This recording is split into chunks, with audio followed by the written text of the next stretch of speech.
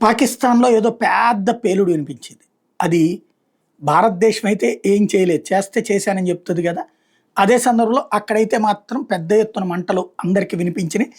కనిపించినియి. అలాగే శబ్దాలు పెద్ద ఎత్తున వినిపించినాయి. అది జరిగింది లేపా వ్యాలీలో.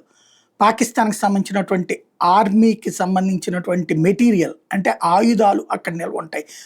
అది పేలిపోయింది అన్నటువంటిది ఇప్పుడు సంచలనం సృష్టిస్తోంది. గుర్తు తెలియని వ్యక్తులు పేల్చేశారా? అంటే భారత్‌కి అనుకూలంగా అక్కడ ఉండేటటువంటి వాళ్ళు పేల్చేశారా? లేకపోతే దానంతట అదే పేలిపోయిందా అన్నటువంటిది తెలియట్లేదు. భారీ ఎత్తున జరిగినటువంటి ఈ పేలుడుకి సంబంధించినటువంటి దృశ్యాల్ని అక్కడ ఉన్నటువంటి మీడియా హైలైట్ చేసింది. ఫస్ట్ అయితే అట్లాంటిదేమీ లేదని చెప్పింది గానీ మీడియా హైలైట్ చేసిన తర్వాతన కాదు అనడానికి లేక అక్కడేదో జరిగింది అన్నటువంటి విషయాన్ని మాత్రం చెప్పుకొచ్చేటటువంటి పరిస్థితిలో ఉంది. అట్ ద సేమ్ టైం దాని వెనకాలన భారత్ ఉందని చెప్దామంటేనేమో అక్కడ ఉన్నటువంటి దాన్ని ఏ విధంగా ఏది భారతదేశం కనిపెట్టి మరి పేల్చేసిందంటారన్నటువంటి ఇంకొక సమస్య. ముందుకి చెప్పలేక వెనక్కి చెప్పలేక తలపట్టుకుంటున్నటువంటి పరిస్థితి అయితే ఉంది.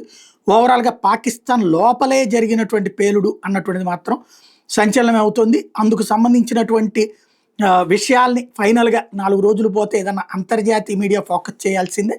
కాదు ఇయన్నీ అబద్ధాలే అని చెప్పేటటువంటి మేధావులు కూడా ఉంటారు కాబట్టి వాళ్ళకి సంబంధించినటువంటి వాళ్ళకి సాక్ష్యాలు కూడా కావాల్సి ఉంటాయి కాబట్టి దానికి సంబంధించినటువంటి దృశ్యాలు